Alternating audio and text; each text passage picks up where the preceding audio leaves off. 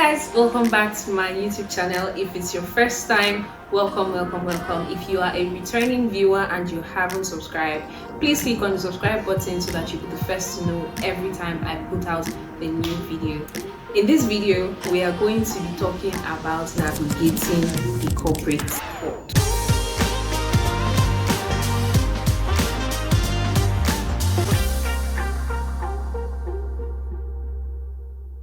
Personally, I did not think that I would ever do a 9 to 5. When I made plans for my life, 9 to 5 white collar job, none of those was like in the plan. But you know, life happened and we're here now. Don't get me wrong, I totally enjoy doing a 9 to 5, like right now. Nothing, absolutely nothing prepared me for the things my eyes have seen. I mean, I'm still very early in my career. Like, my career is just starting, but my eyes have seen things. See, office politics is a thing. Like, you know how you think that it's just in a particular place, right? But then you go to another place and you see that it's there. Then you go to another place. So office politics is a thing, and I feel like there's barely an office environment where they don't play office politics, right? So you know how they say if you cannot beat them, join them, right? So I'm going to be giving you tips on how to join them. You know, we're not going to play dirty, but we're going to play, okay? In this video, I'd like to share some of the tips that has helped me so far in navigating the corporate world. Before I get into this video, I just want to state that whether or not you're in a corporate environment, you should watch this video because you might just take out 1 or 2 tips that might help you in everyday life, okay? Point number 1 is don't disqualify yourself. Disqualifying yourself is like closing the door of an opportunity before it even opens, right? Now, there are some opportunities that look like they are way bigger than we are. Like, for instance, you want to apply for a job and then just the title of the role makes you feel like you don't deserve to be there, or you don't deserve to apply. Don't disqualify yourself. Try. Whatever it is that you want to achieve, you can only achieve or know if you can achieve it by trying. Before you tell yourself that you're not up to it, before you tell yourself that you're not capable, at least try. Put in the effort, put your best foot forward, and don't just disqualify yourself. Point number 2 is document your success, document your wins. So it's easy for even you to forget how great you're doing. It's easy for your line managers, it's easy for your bosses to forget how great you're doing.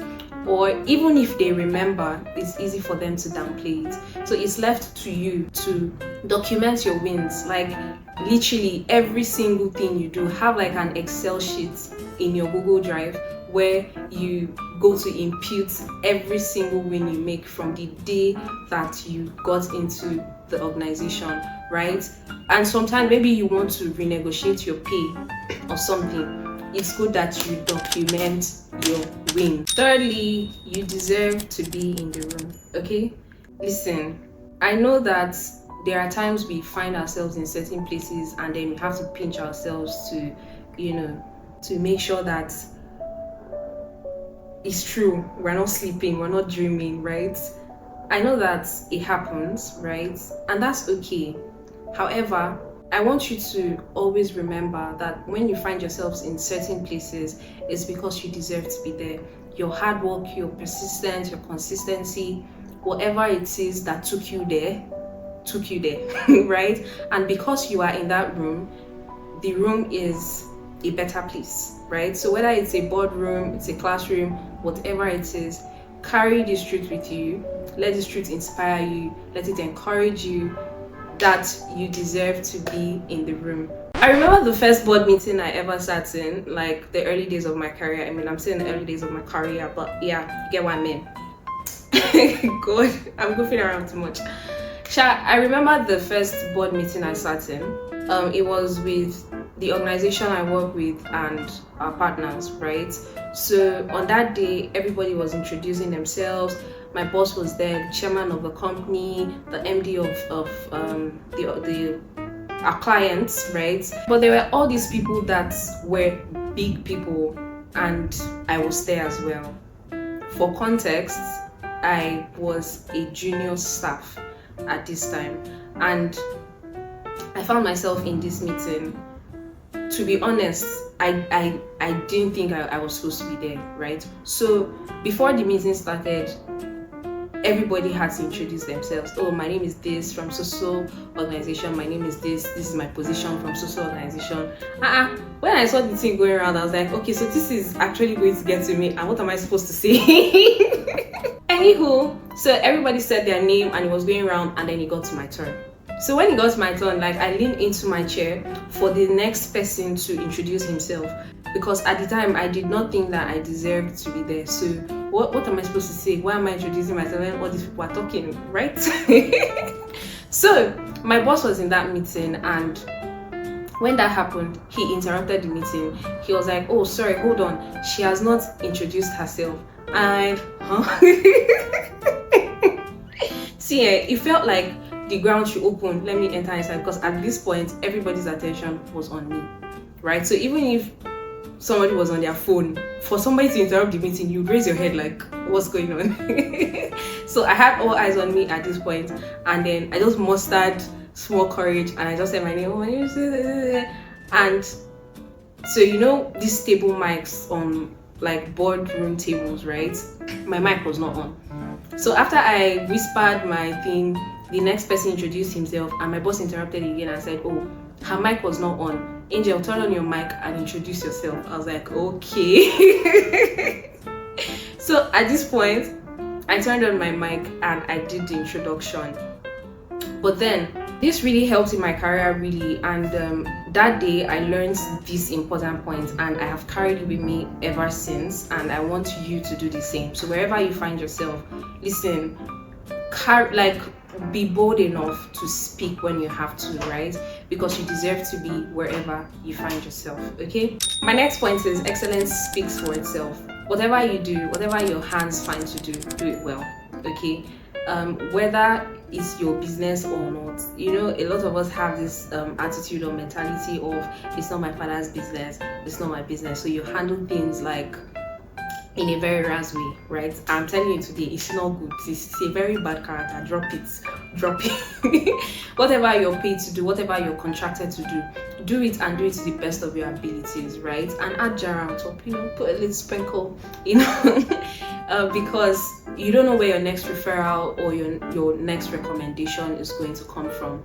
And the truth is, you know how they always say, preach what you do, tell the next person what you do, make sure that you sell yourself. At the end of the day, sometimes you don't have to do all of that. Don't get me wrong, there's need to sell yourself, right? But when you do your work to the extent that you should, your work will definitely sell itself, right? And then you will just have people calling you to say, I heard that you do this. I've walked into gatherings where they're like, oh, that's the angel I told you about, and just like that I'll get like, you know, a contract. And yeah, so whatever you do, if it's worth doing, do it well. If you know you're not going to do it well, if you're going to do it with half head, don't bother, just leave it, because you will just leave a dent on your own name as well, right? So yeah, that sums up that point. Whatever you find yourself doing, whether it's your business or your employer's business or it's your daddy's business, because I've heard a lot of those say, it's not my daddy's business. It will bite you in your bum one day. Next point is enjoy the journey. Okay, I know that a lot of us are not very comfortable with their 9-to-5 jobs, but as much as that is where you are at the moment, make sure that you enjoy it, make the most out of it, celebrate your small achievements, celebrate your wins. Don't wait for something big to happen. Make sure that you enjoy the moment, right? Whilst you're there, don't be miserable. Like, don't let one Karen in your office make you miserable. You're there, there's nothing you can do about it at that point. While you're looking for other things to do and you are still in that space, make sure that you do things joyfully. Make sure that you do things that would make you happy as a person, right? Don't sulk. Don't always think of, when will I leave? When will I find remote work? A lot of you are looking for remote works, yes, but there are a lot of people that are doing remote jobs that are now looking for physical jobs. So whatever you're doing right now, make sure that you enjoy it. I'm going to say it again, enjoy it. Okay, embrace your journey. Right where you are right now, will definitely get better in the future, right? So for the very last time, enjoy your journey, okay? Final point is focus on the positive. When you get to corporate environments, it's very easy to find people that are nitpicking, that are always talking about the negatives, right? You don't want to be in that circle. You don't want to be in that place where your ears are always filled with the negatives. There are definitely positive things. It could be your joyful colleagues, it could be maybe the stationery that they share at work. There would definitely be something for you to be happy about. It's not possible that you get to a place and you not find one thing to be positive about, no matter how little. Focus on that thing and practice gratitude, right?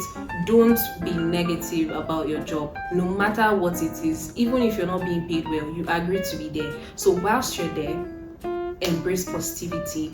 Make sure that you shield your mind from negative thoughts, shield your mind from negative talks. Don't be found gossiping. You will enter trouble. Sorry, it's funny, but it's not funny. You will enter trouble if you gossip. Draw your ear, don't gossip, okay? Practice positivity, shield your mind, and always be grateful for everything, your experiences at your job, because whether you like it or not, you need these experiences for when you leave a 9 to 5 to start your own business or whatever it is that you want to do in the future. So make sure that you are positive about whatever that is happening to you at the moment at your job. Yes, I know that it can be tough, it can be, but be happy, be bright, smile. Sometimes your smile will confuse in fact, every time your smile will confuse your enemies and every Karen and every bad belly in your office. But yeah, the summary of all of this is make sure that you do your work with a positive mind. Make sure that you approach your job with a happy mindset, right? Because this would not only affect the quality of your job, but the quality of your life, okay? You can play office politics, but you can play it clean, right? I know this politics is a dirty game, but yeah, I feel like with these few points of mine, I've been able to convince you, but not to confuse you, that office politics is necessary, but it can be clean. Anyway, thank you so much for watching this video. If you watch this far, it means that you ride with me and I ride with you. Don't forget to like, share and subscribe. Share to somebody that you know needs to see this video. And if you learn something, like this video so that other people can see, the algorithm can push it further. Also leave a comment, tell me your favorite lesson in the comments, and if you've had an experience at work that you want to share in the comments as well. Share in the comments. Bye.